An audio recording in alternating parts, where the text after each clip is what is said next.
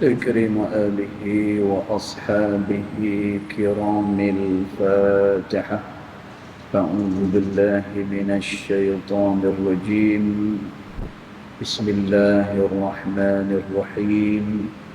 الحمد لله رب العالمين الرحمن الرحيم مالك يوم الدين. إياك نعبد وإياك نستعين. اهدنا الصراط المستقيم صراط الذين أنعمت عليهم غير المغضوب عليهم ولا الضالين آمين.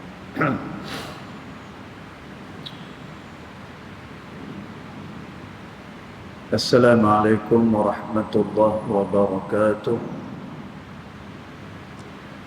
الحمد لله والصلاة والسلام على رسول الله سيدنا محمد بن عبد الله وعلى آله وصحبه ومن والاه.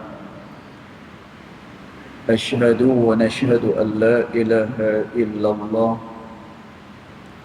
وأشهد أن محمدا عبده ورسوله. اللهم فصل وسلم على سيدنا محمد عبدك ورسولك النبي الأمي وعلى آله وصحبه وبارك وسلم. ثم أقول رب اشرح لي صدري ويسر لي أمري واحلل عقدة من لساني يفقه قولي أما بعد. قال الله سبحانه وتعالى في تنزيله: لقد كان لكم في رسول الله أسوة حسنة صدق الله العظيم. ربي أدخلني مدخل صدق وأخرجني مخرج صدق واجعل لي من لدنك سلطانا نصيرا. إلهي أنت مقصودي ورضاك مطلوبي فأعطني محبتك ومغفرتك يا أرحم الراحمين. Alhamdulillah, yang pertama-tamanya kita merafakkan kesyukuran kehadirat Allah Subhanahu wa Ta'ala, yang mana dengan limpah kurnianya, dengan rahmat dia, alhamdulillah, pada malam ni kita masih lagi sama-sama dapat hadir ke dalam rumah Allah Subhanahu wa Ta'ala ini, dalam suasana kita masih lagi dalam proses menghabiskan puasa 6 kita. Dan kita mohon pada Allah Subhanahu wa Ta'ala, mudah-mudahan segala yang kita lakukan ianya akan diterima pada sisi Allah Subhanahu wa Ta'ala. Allahumma amin. Tuan-tuan puan-puan dirahmati Allah sekalian, kita sambung lagi pembacaan kitab Adab Sulukil Murid yang dikarang oleh Al-Imam Al-Habib Abdullah bin Alawi Al-Haddad rahimahullahu ta'ala pada ibarat yang berikutnya. Maka dia kata, Bismillahirrahmanirrahim. Qala muallif rahimahullahu ta'ala wa nafa'ana bi'ulumihi fid daraini amin. Dia kata, wa qad yubtala al-muridu bil faqri wal faqati wa dhiqil ma'ishah. Dan kadang-kadang diuji seseorang murid itu, dia kata. Tuan-tuan, sekali lagi kita peringatkan, murid adalah orang-orang yang berjalan pada jalan Allah Subhanahu wa Ta'ala. Mereka adalah orang-orang yang nak mendekatkan diri dia kepada Allah Subhanahu wa Ta'ala. dan juga mereka yang menjalani jalan tasawuf, maka mereka itu adalah al-murid.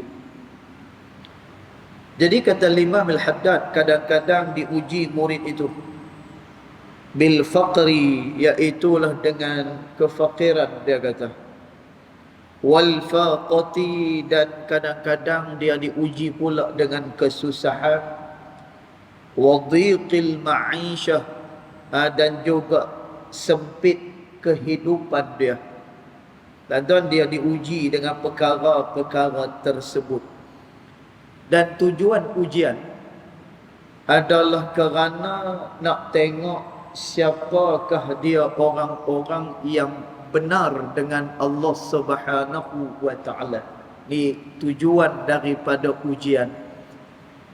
Kerana tu Allah Subhanahu wa ta'ala sebut dalam surah Al-Ankabut, kata Allah Subhanahu wa ta'ala, wala ya'lamanna Allahu alladhina sadaqu wala ya'lamanna al-kadhibin. Dan diketahuilah daripada ujian-ujian itu Allah Ta'ala tahu siapakah dia daripada kalangan mereka itu orang-orang yang benar dan juga orang-orang yang berbohong, kata Allah Subhanahu wa ta'ala. Dan setelah daripada mana kita diuji, maka barulah tahu bagaimana kedudukan kita pada sisi Allah Subhanahu wa ta'ala. Dan tuan, kalaulah dalam keadaan biasa-biasa ni dia boleh bersyukur kepada Allah, dalam keadaan tak diuji oleh Allah Ta'ala dia boleh mendekatkan diri kepada Allah Ta'ala. Dan tuan, maka tengok pada masa dia sedang diuji oleh Allah Ta'ala, adakah dia masih boleh bersyukur padanya? Adakah masih lagi kita boleh kembali kepada Allah Ta'ala, ataupun sebaliknya? Dan tuan, ni adalah ujian daripada Allah Subhanahu wa ta'ala. Kemudian kata Imam Al-Haddad lagi, fayambaghi lahu, maka hendaklah bagi dia, bila mana dia diuji oleh Allah Ta'ala dengan fakir, dengan kesusahan dan juga dengan kesempitan hidup, maka hendaklah bagi dia itu ayyashkurallah ala dhalika, maka hendaklah dia bersyukur kepada Allah tentang perkara tersebut. Dan tuan, maknanya apa? Apapun juga ujian yang datang kepada kita, apapun yang diberikan oleh Allah Ta'ala kepada kita, maka kita syukur di atas keyakinan bahawa semua yang diberi oleh Allah Ta'ala itu adalah baik. Dan Allah Ta'ala dia senantiasa memberikan kebaikan dia kepada hamba-hamba dia. Dia tak beri benda yang buruk pada hamba dia. Termasuklah apabila Allah Subhanahu wa ta'ala menurunkan bala kepada satu orang, tuan, bala itu pun merupakan satu benda yang baik daripada Allah Subhanahu wa ta'ala. Kerana tu Allah Ta'ala sebut, bala yang kami turunkan itu la'allahum yatadarra'un. Mudah-mudahan mereka balik semula pada Allah. Mudah-mudahan mereka menundukkan semula kepatuhan mereka kepada Allah Subhanahu wa ta'ala. Dan kita tengok orang yang kena bala, kita tengok orang yang diuji dengan kesusahan, akhir-akhir sekali dia akan balik kepada Allah dan dia akan menyesali semua perkara-perkara yang pernah dia lakukan. Dan tengok bagaimana bala itu mengembalikan manusia kepada Allah Ta'ala, dan ianya merupakan satu perkara yang baik. Jadi tuan-tuan, tu yang kita baca pada minggu yang sudah. Malam ni kita sambung lagi pada ibarat berikutnya. Dia kata, li'anna dunya aduwatun, kerana dunia ini adalah musuh, kata Imam Al-Haddad rahimahullahu ta'ala. Tuan-tuan, bila sebut dunia ni, apa dia yang dimaksudkan dengan dunia? Dunia ni dia daripada perkataan ad-dunuwu.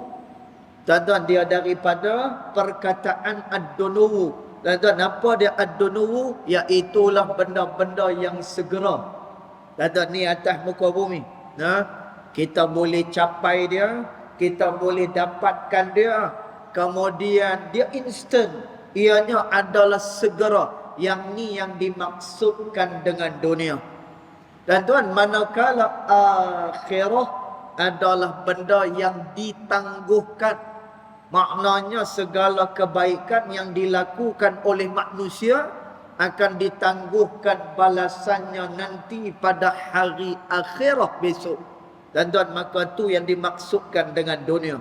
Maka kata Imamul Haddad, li'anna dunia, kerana dunia itu aduwatun, ianya adalah musuh, kata Imamul Haddad rahimahullahu ta'ala. Dan tuan, mana dia bahagian dunia yang dimusuhi oleh Allah subhanahu wa ta'ala dan juga yang dimusuhi oleh orang-orang saleh, iaitulah pada kelalaian dunia. Dan tuan, dia bukannya pada keseluruhan dunia. Dia bukan pada keseluruhan dunia, dia hanyalah pada kelalaian dunia itu sendiri. Kerana tu kata Nabi SAW, di dalam dunia itu yang diberikan rahmat oleh Allah Subhanahu wa taala adalah mereka yang berilmu, kemudian mereka yang mendengar ilmu, kemudian mereka yang mendengar ilmu, yang mengajarkan ilmu. Dan tuan, maka itu adalah orang-orang yang mendapatkan rahmat daripada Allah Subhanahu wa taala. Selain daripada tu, kata Nabi SAW, mal'unah, ianya adalah dilaknat oleh Allah Subhanahu wa taala.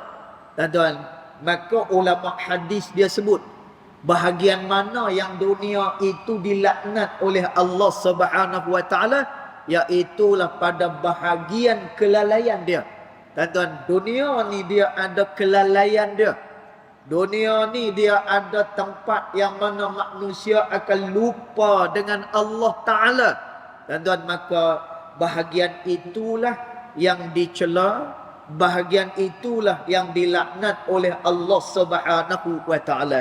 Tuan-tuan, bila mana manusia ni dia hanyut dengan dunia, maka dia akan jadi berat. Dan ni adalah masalah yang besar di dalam mendekatkan diri kepada Allah Subhanahu wa taala. Bila mana seseorang dia ada cinta dunia di dalam hati dia, dan ni bahaya bagi orang-orang yang dia nak mendekatkan diri pada Allah Taala. Sebab itu pada satu hari, tuan-tuan, Sayyidatina Fatimah Zahra radhiyallahu anha wa ardaha, bila ada orang bagi pada Nabi SAW emas yang begitu banyak, perhiasan yang begitu banyak, maka Sayyidatina Fatimah Zahra pun dia ada terasa nak ambil juga. Dan biasalah orang perempuan, dia suka kepada barang-barang perhiasan ni. Lalu kata Nabi SAW, wahai Fatimah, kalaulah kamu nak mengambilnya, aku benarkan, kata Nabi. Tetapi kamu kena ingat, bila mana kamu mengambil dunia ini, menyebabkan nanti kamu akan lama untuk berdiri di hadapan Allah Subhanahu wa taala. Tuan-tuan, pasal apa dia jadi lama berdiri dekat mahsyar esok? Bila mana orang ni dia ambil keduniaan. Dan tuan, ini adalah kerana kelalaian dunia itu amat-amat berat.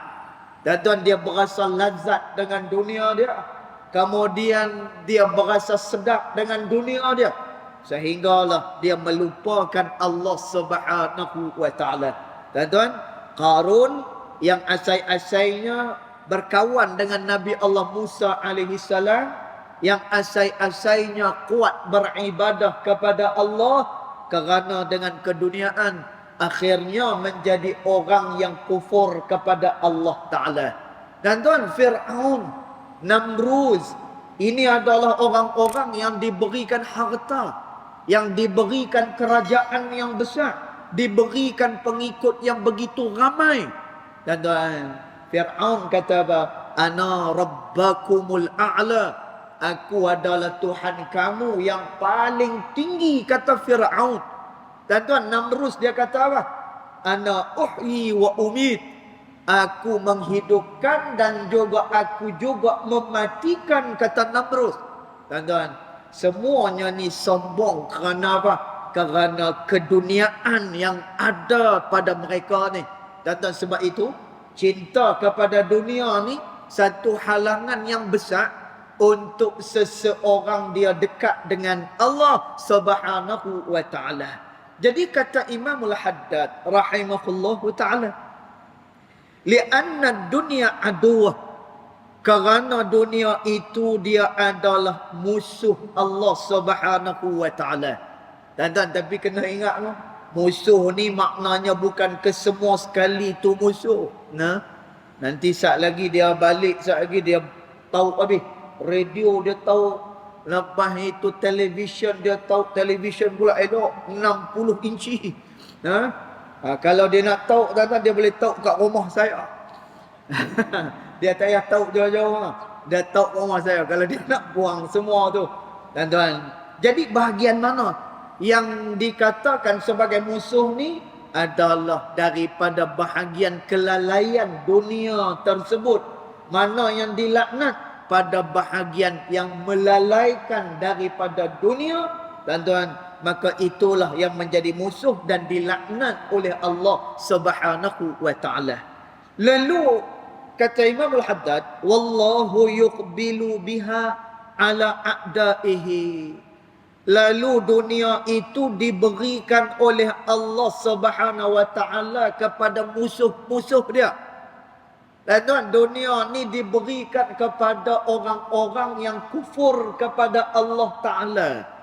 Dan dunia ni diberikan kepada orang-orang yang tak bersyukur kepada Allah Subhanahu wa taala.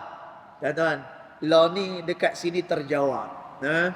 Pasal apa kalau kita tengok kadang-kadang orang tu tak sembah Allah Ta'ala pun. Dan orang tu kufur. Orang tu mensyirikkan Allah Subhanahu wa taala, tetapi dia diberikan dengan keduniaan yang begitu besar kepada dia. Kemudian diberikan harta yang banyak kepada dia. Dan kata Imam Al-Haddad rahimahullahu taala, Allah beri dunia ni kepada yang menjadi musuh kepada Allah Subhanahu wa taala. Dan sebab itu ini bertepatan dengan apa yang disebut oleh baginda Nabi sallallahu alaihi wasallam. Dan satu hari Nabi ada sebut kepada para as-sahabah radhiyallahu anhum ajma'in, min alamatin i'radillahi anil abad, kata Nabi.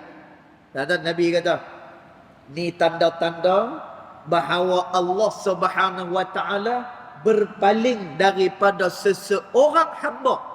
Dan apa dia makna berpaling daripada seseorang hamba? Maknanya orang ni dia tak dipandang oleh Allah Taala. Dan orang ni tak diberikan kebaikan oleh Allah Taala. Allah membiarkan sahaja dia tanpa dia diberikan kebaikan oleh Allah Subhanahu wa taala. Dan apa dia punya alamat dia? I'radillahi anil abdi. Allah berpaling daripada hamba dia. Dan antara dia punya tanda dia, hamba itu tidak akan diuji oleh Allah Ta'ala. Dan dia tak akan diuji oleh Allah Ta'ala. Dia hidup dalam keadaan selesa senantiasa. Dan dia hidup dalam keadaan senang lenang senantiasa. Tuan-tuan, tanpa dia diuji oleh Allah Subhanahu wa taala. Tuan-tuan, sebab itu ada satu cerita berlaku kepada satu orang ulama di Hadramaut, Yaman. Tuan-tuan, nama ulama ni Habib Muhammad Al-Haddar rahimahullahu taala. Tuan-tuan, dia ni mufti di Bayda. Mufti dekat Bayda. Dan tuan, dulu Yaman dia di bawah cengkaman komunis dulu. Dia pernah dijajah dulu ni. Dan tuan, jadi ulama-ulama ni ramai yang dipenjarakan, ramai ulama-ulama ni yang mereka diambil tindakan yang begitu keras atas mereka. Dan tuan, salah seorang yang kena tu adalah guru kami, almarhum Al-Habib Salim bin Abdullah bin Umar Asy-Syatiri rahimahullahu ta'ala. Dan tuan, sebab itu Habib Salim ni, kalau tuan-tuan tengok, dia berjalan tak berapa senter. Pasal apa?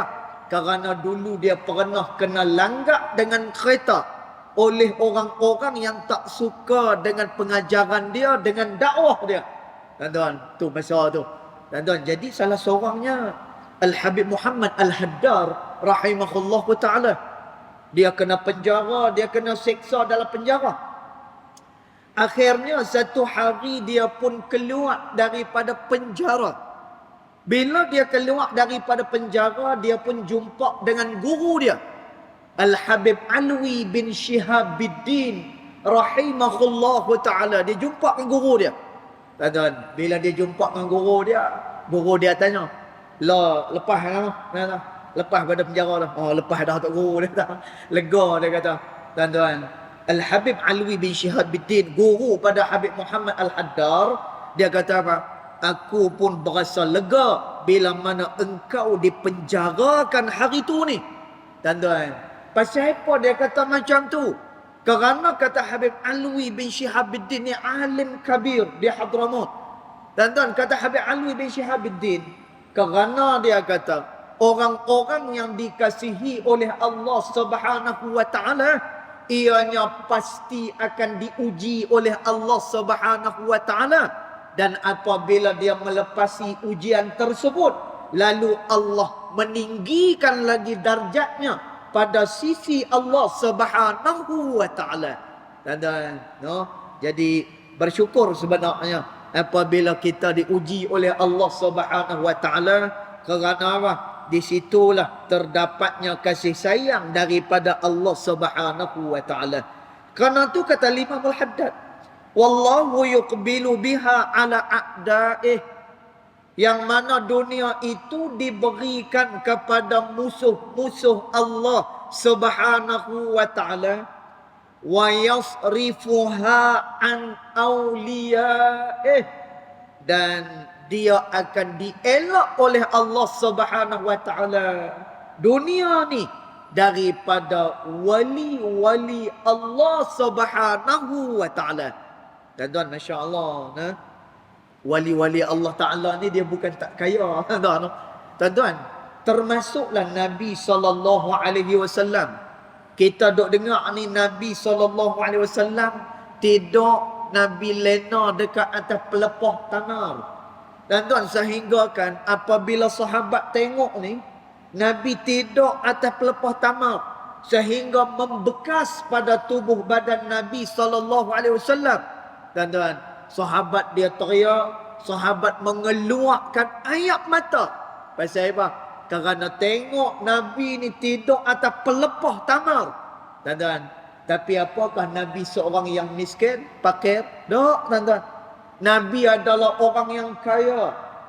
Sebab itu, tuan-tuan, Nabi SAW ni, antaranya apabila perang maka ada harta ghanimah.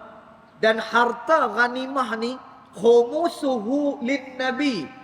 1/5 daripadanya adalah untuk Nabi SAW.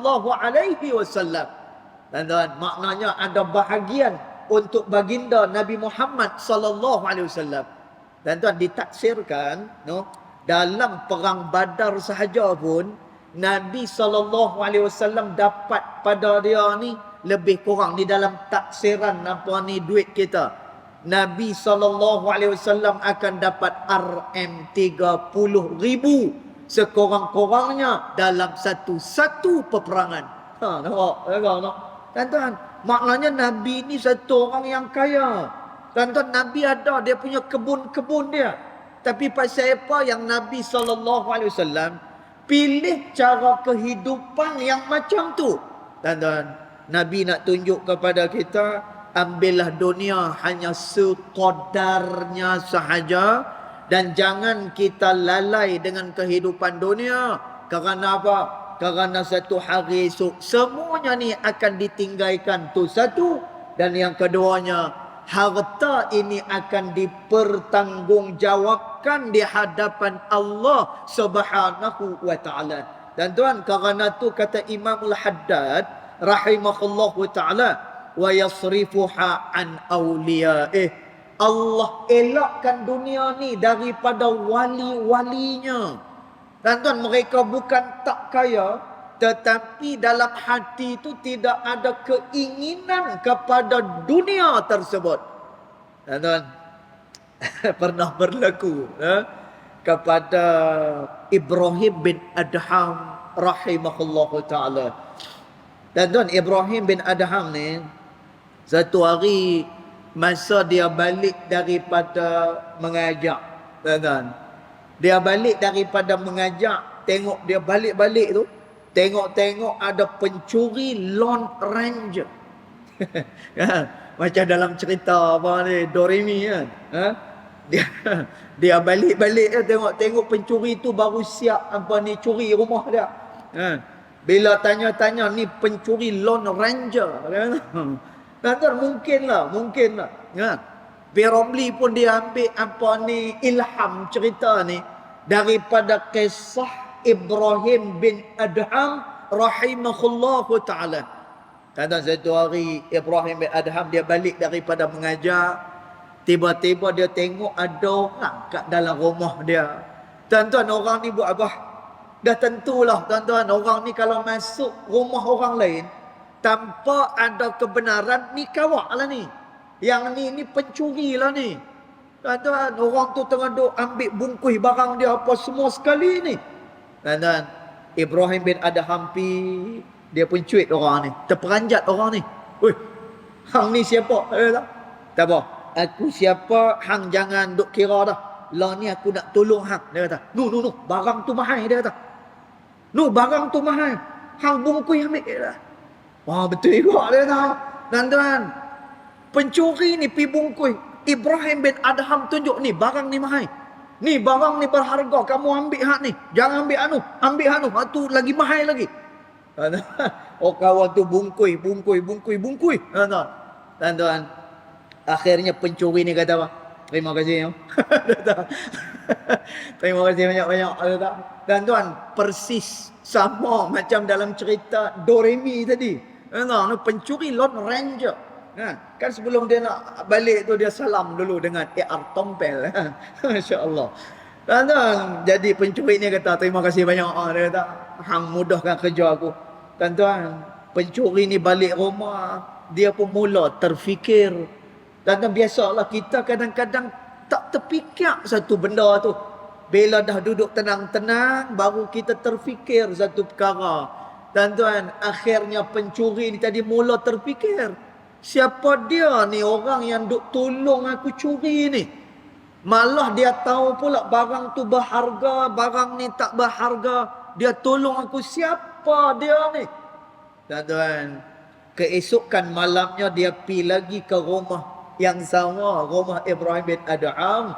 Tuan-tuan, lalu pencuri ni tengok Ibrahim bin Adham ada di situ. Lalu dia tanya, ni rumah siapa ni? Dia kata, tuan-tuan, Ibrahim bin Adham kata, ni rumah aku. Dia kata, tuan-tuan, terperanjat pencuri tu. Pencuri tu kata, tuan, kenapa semalam tuan tidak tangkap saya? Pasal apa semalam tuan tak buat apa-apa dekat saya? Tuan-tuan, Ibrahim bin Adham kata apa? Dunia akan ditinggalkan, kata Ibrahim bin Adham. Tuan-tuan, Ibrahim bin Adham kata apa? Dunia ni satu hari esok akan ditinggalkan.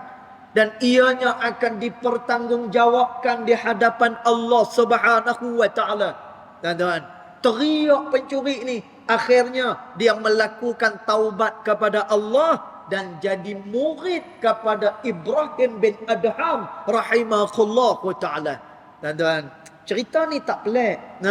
Bila mana Allah Subhanahu wa ta'ala telah memasukkan di dalam hati para awliya-Nya dengan rasa kebesaran Allah Subhanahu wa taala, tidak cinta lagi kepada dunia, tuan-tuan, hati ni dia dijaga oleh Allah Subhanahu wa taala.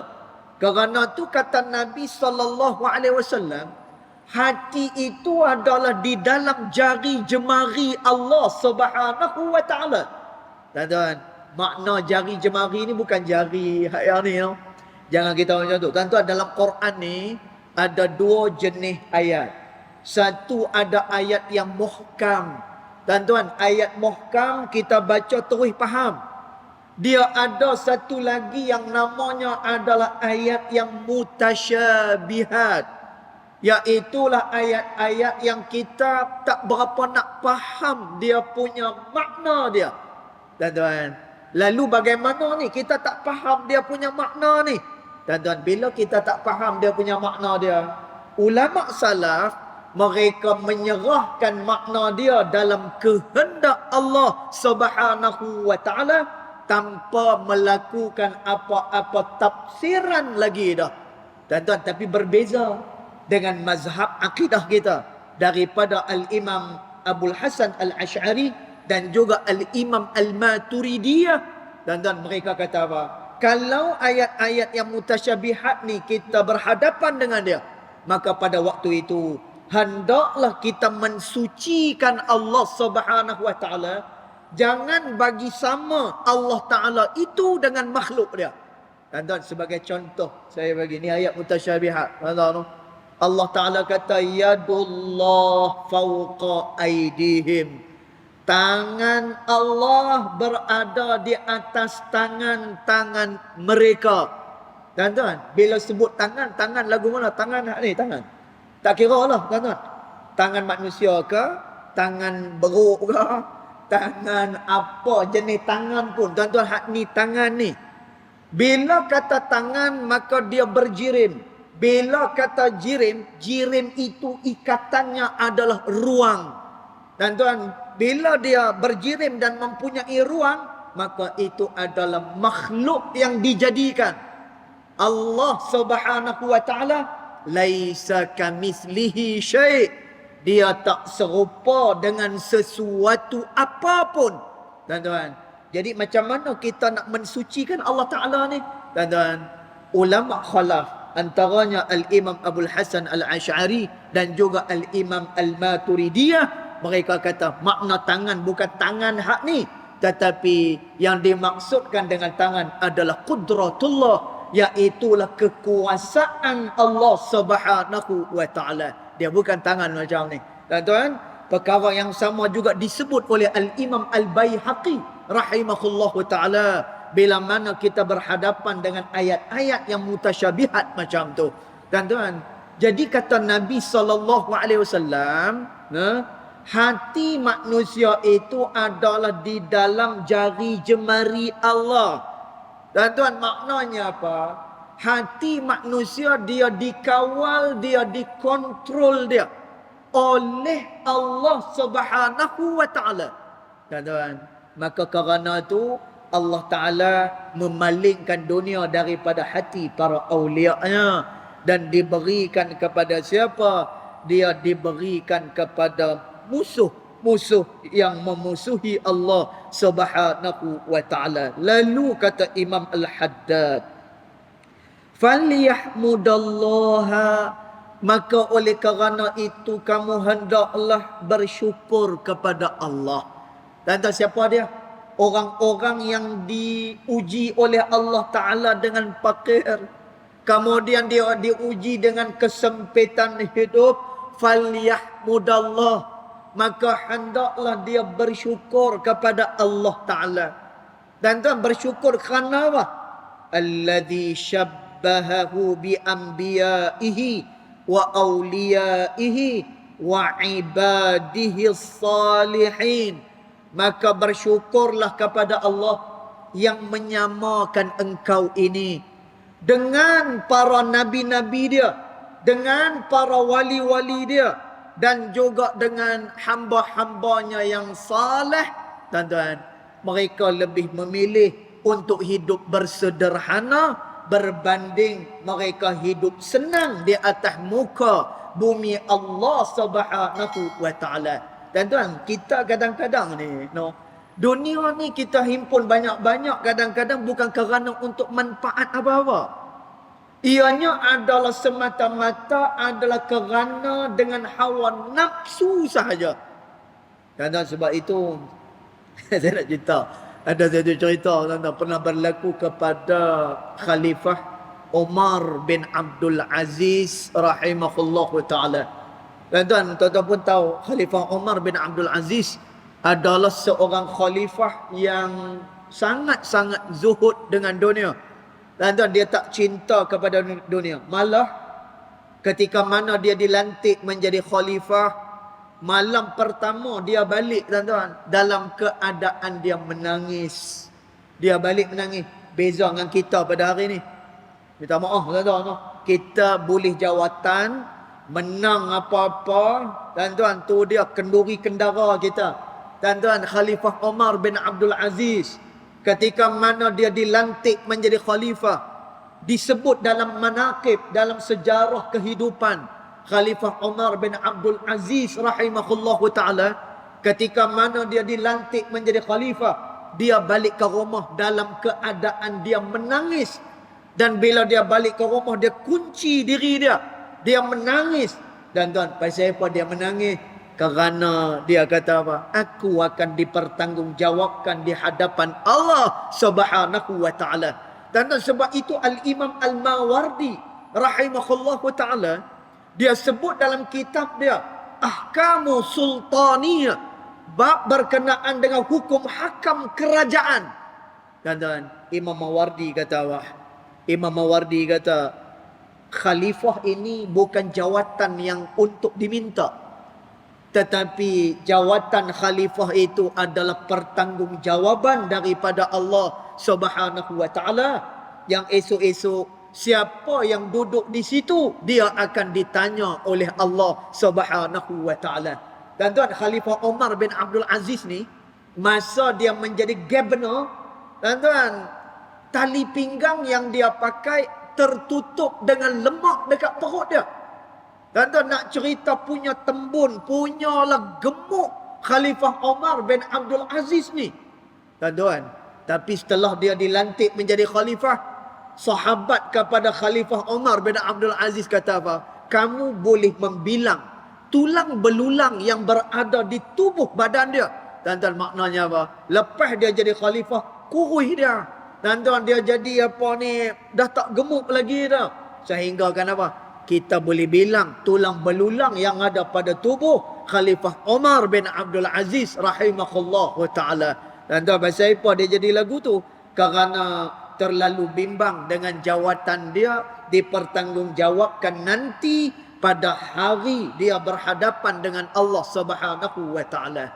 Dan tuan, tadi kita sebut, kadang-kadang kita mengambil dunia ni bukan kerana apa? Ianya adalah kerana nafsu semata-mata. Tuan-tuan, Khalifah Umar bin Abdul Aziz, dia ada seorang governor dia. Governor dia ni, tuan-tuan, suka bermewah-mewah. Dia suka pakai kereta mewah. Dia suka makan yang mewah-mewah. Tuan-tuan, satu hari Khalifah Umar bin Abdul Aziz nak tarbiyah, nak didik governor dia ni supaya zuhud dengan dunia. Tuan-tuan, lalu dia pun dijemput dalam satu kenduri. Khalifah Umar bin Abdul Aziz jemput dia kenduri. Ni, tuan governor, malam ni mai rumah saya ada buat kenduri, dia kata. Jadi governor pun kata, oi, kalau dah khalifah yang panggil maka kenduri ni, mestilah malam ni ada nasi kambing, dia kata. Oh, sudah tentulah malam ni ada pasembot, ada cucuk. Macam itulah lebih kurang. Tuan-tuan, khalifah yang jemput ni. Tuan-tuan, lalu governor dia pun pi malam tu, dengan harapan dapat makan yang mewah-mewah. Tuan-tuan, lalu bila governor ni duduk di rumah Khalifah Umar bin Abdul Aziz, Khalifah Umar bin Abdul Aziz saja sembang panjang dengan dia. Sembang panjang, kemudian dia bawa keluar ayat kosong. Tuan-tuan, kawan tengah lapak ni, bawa keluar ayat kosong. Allah, ayat kosong, kata governor dah. Tuan-tuan, Ayat kosong lah. Aku dah lapak ayat. Kemudian aku pun dah dah lapak dah ni. Tuan-tuan, dia pun minum ayat. Banyak orang dia minum ayat. Kemudian sembang lagi. Sembang lama. Kemudian Khalifah Umar bin Abdul Aziz bawa keluar bubuk kacang. Bawa keluar. Allah, bubuk kacang. Mana nasi Arab ni? Ha? Mana pi daging-daging yang mahal-mahal ni? Mana dia? Tuan-tuan, tapi kerana dah lapak dia balas awak. Sebab dah lapak sangat dia balas awak. Tuan-tuan, dia balas bermangkuk-mangkuk apa ni bubuk kacang ni. Akhirnya dia kenyang, tuan-tuan. Akhirnya dia kenyang. Bila dia kenyang, barulah Khalifah Umar bin Abdul Aziz keluarkan makanan yang hebat-hebat. Kambing, unta, nasi Arab, apa semua ni. Tuan-tuan, bila bawa keluar, Tuan Governor, ni makanan kita yang terbaik pada malam ni. Tuan-tuan, Governor kata apa? Tuan Khalifah, kenyang lah tadi. Kena ayat kosong dengan bubuk kacang. Kenyang. Tuan-tuan, Khalifah Umar bin Abdul Aziz kata apa? Selama ni kamu makan yang mewah-mewah, padahal boleh sahaja kamu makan yang biasa-biasa untuk mengenyangkan perut kamu, maka ketahuilah itu adalah daripada bahagian hawa nafsumu dengan dunia. Lalu Khalifah Umar bin Abdul Aziz mengingatkan Governor dia. Ingat Tuan Governor, satu hari esok dunia yang kita ambil yang bukan daripada tempatnya, ianya akan dipersoal di hadapan Allah Subhanahu wa taala. Dan orang yang lalai dengan dunia ni, dia payah untuk kembali kepada Allah Subhanahu wa taala. Maka kerana itu, kata Imam Al-Haddad rahimahullah ta'ala, bersyukurlah kamu kepada Allah. Orang yang diuji dengan kefakiran, dengan kesempitan hidup. Kerana apa? Kehidupan kamu sama dengan para nabinya, dengan para awliya'nya, dan juga hamba-hamba yang saleh. Dan tuan, mereka ini lebih memilih untuk tidak hidup senang, malah memilih untuk mendekatkan diri kepada Allah Subhanahu wa taala. Tuan-tuan, jadi kita dengan dunia ni lagu mana? Nabi SAW ajak kepada kita, ambil hanya sekadar hajat kita. Tuan-tuan, ambil sekadar hajat kita. Apa yang kita perlukan? Berapa yang kita perlukan? Berapa banyak yang kita perlukan? Tuan-tuan, ambil bahagian yang itu. Selebihnya adalah untuk pada jalan Allah Subhanahu wa taala. Tuan-tuan, kalau para as-sahabah radhiyallahu anhum ajma'in, mereka berkeyakinan pada tiap-tiap hari ada rezeki daripada Allah Subhanahu wa taala. Hari ini ada rezeki, esok insya-Allah ada rezeki, lusa esok pun akan diberikan rezeki oleh Allah Subhanahu wa taala. Lalu kata Imam Al-Haddad rahimahullahu taala, falaqad kana sayyidul mursalin wa khairul khalqi ajma'in Muhammad sallallahu alaihi wasallam. Maka sesungguhnya adalah Nabi Muhammad sallallahu alaihi wasallam itu yarbitu hajaran ala batnihi minal ju'i. Tengok tuan-tuan, ni Nabi sallallahu alaihi wasallam. Tuan-tuan, nanti kita akan baca lebih lanjut lagi. Malam ni kita baca saja. Tuan-tuan, tengok Nabi sallallahu alaihi wasallam. Nabi lagu mana tuan-tuan? Kata Imam Al-Haddad, Nabi pernah mengikat batu pada perut dia. Tuan-tuan, pasal apa Nabi ikat batu di perut dia? Minal ju', kerana Nabi itu terlalu lapar dia. Tuan-tuan, kemudian kata apa lagi? Wa qad yamurru syahran au aktsar ma tuqadu fi baitihi narun li ta'amin wala ghairihi. Tuan-tuan, bahkan dikatakan apa? Kadang-kadang rumah Nabi sampai 2 bulan atau lebih 2 bulan matuqat, tidak berasak dapur Nabi sallallahu alaihi wasallam. Kerana apa? Li ta'amin wala ghairihi, tak ada makanan apa-apa di rumah Nabi SAW. Tuan-tuan, masya-Allah. Maknanya apa? Nabi juga memilih untuk zuhud dengan dunia ni. Tuan-tuan, nanti kita akan terang apa dia yang dimaksudkan dengan zuhud dengan dunia dan bagaimana kita nak mengendalikan dunia yang diberikan oleh Allah Subhanahu wa taala. Ini insya-Allah kita akan terangkan pada pertemuan yang akan datang. Insya-Allah taala a'lam.